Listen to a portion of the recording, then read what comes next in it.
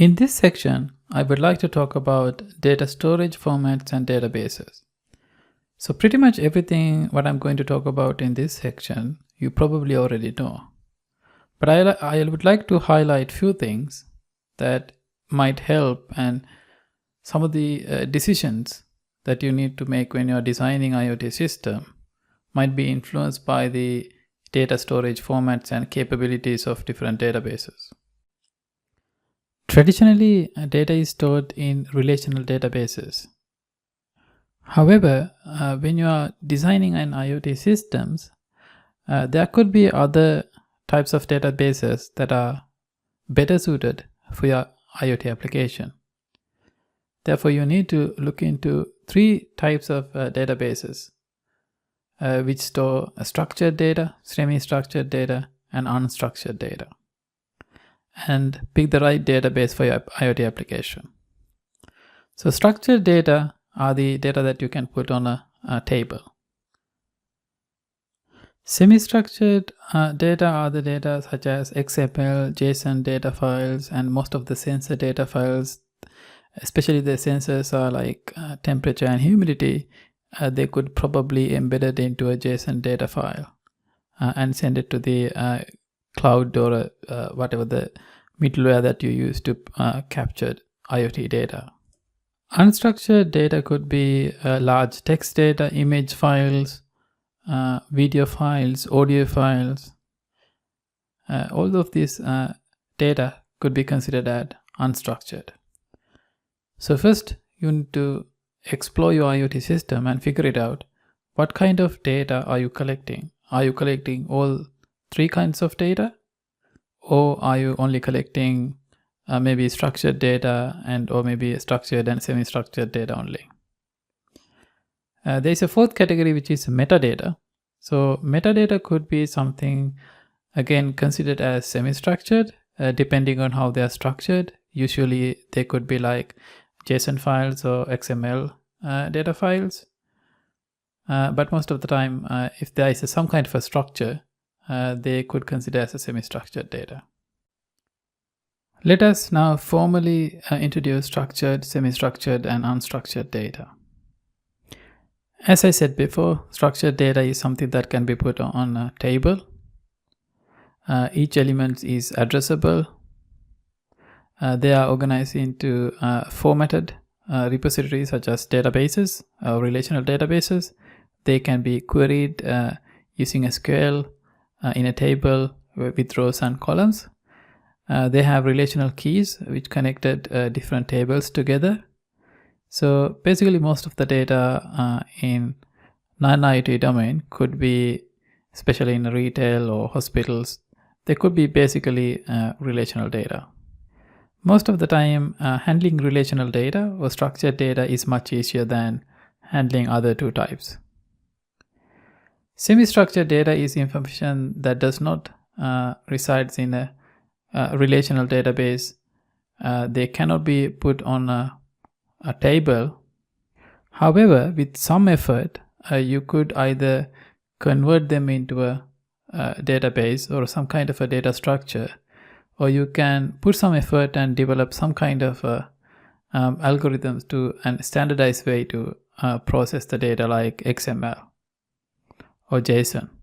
For example, if you heard the term NoSQL databases, could store the JSON files as directly as JSON data type, which you can then use some kind of graph querying language to query the data in a somewhat standardized way.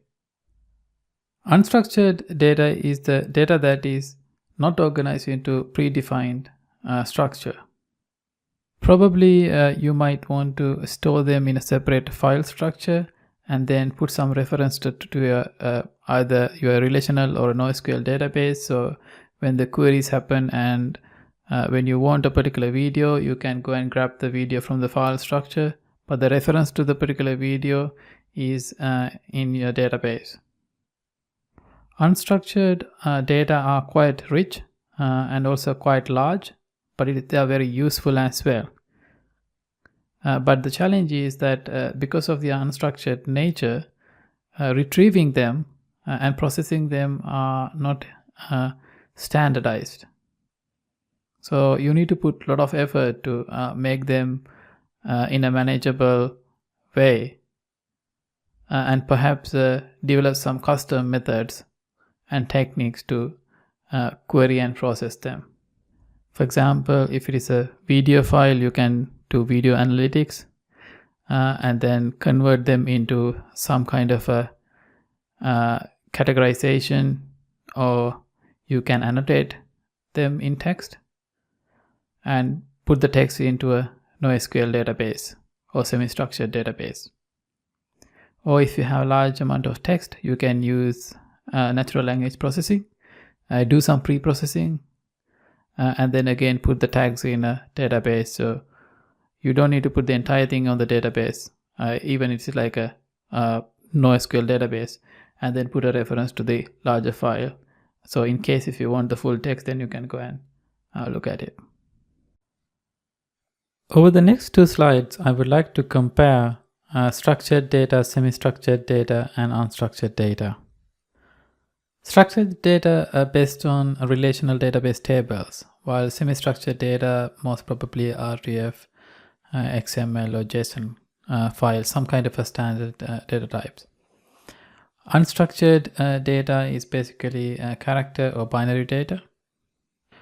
When it comes to transaction management, structured databases are very good, very mature techniques. Concurrency techniques are being deployed. Semi-structured data, there are transactions, but they're not very matured in the database community. In unstructured data, there's no transaction management or concurrency to manage that kind of data. Version management, versioning over tuples, rows, and tables. Versioning is possible in semi-structured data, but again not mature. Unstructured data, they are versioned as a whole, entire data files. When it comes to flexibility, it is less flexible and always strictly depending on the schema. Semi-structured data, there are a little bit more flexibility, but not as flexible as unstructured data. So unstructured data is very flexible. There's no schema. You can pretty much save them as files. When it comes to scalability, structured data are quite difficult to scale because of the schema. Because once you define the schema, it is difficult to change it. Semi-structured data is somewhat possible to scale, especially NoSQL databases. You can add key values, so you can add more keys and values in a JSON file or XML file without having issues with the database schema. Unstructured data is highly scalable because there's nothing to change. You can scale as much as you want. Structured data, very robust. Semi-structured, new technology, but getting quite a good momentum. Increasing, there are a lot of NoSQL databases supporting high level of robustness.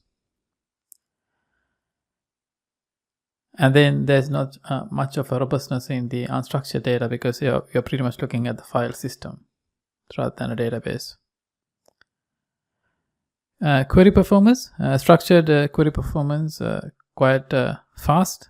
You can run quite complex queries. But sometimes it is quite complicated to write the query because you need to formally combine, join different tables and databases. Semi-structured databases are sometimes easy to query in the sense that they're not faster, but they are easy to write because there are a lot of anonymous nodes. Because you are submitting a pattern and then the database will reply with filling the template. So you provide the template and then the database will fill the template and send you the data. Query performance would be challenging in the unstructured because only the text data can be queried.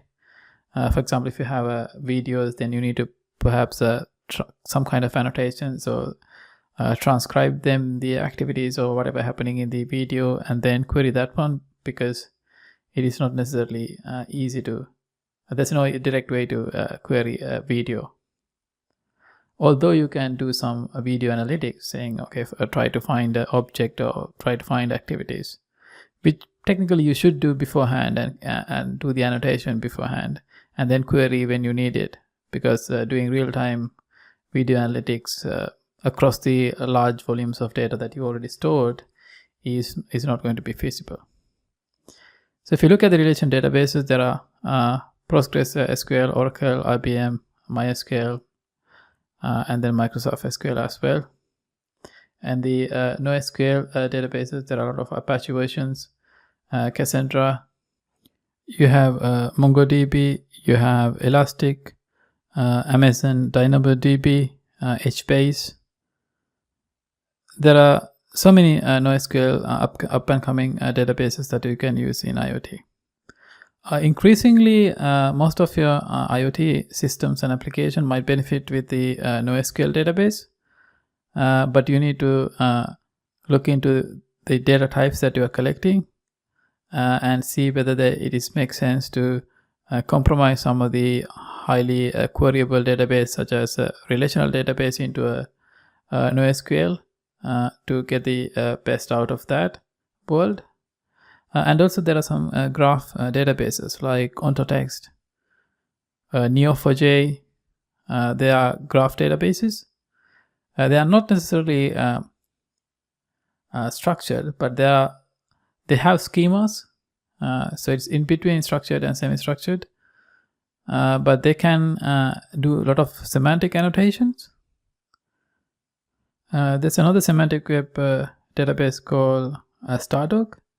Similar to OntoText, again, it allows you to store data in a semantic meanings and submit a graph kind of SQLs. They call GraphQLs, or semantic queries like SparkQLs to retrieve the data. So in IoT world, as I said before, there is importance of the context.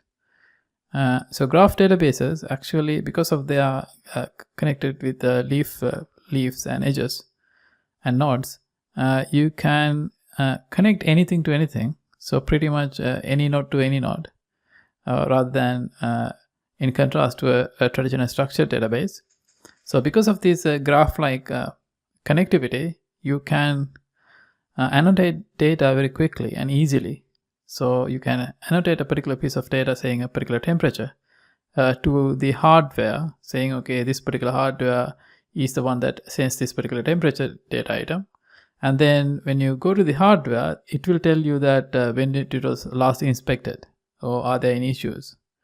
So likewise, you can travel from node to node and find out the context better in a graph database. So graph databases have a strong use in the IoT applications if you need that kind of provenance and contextual information for further processing at a later stage.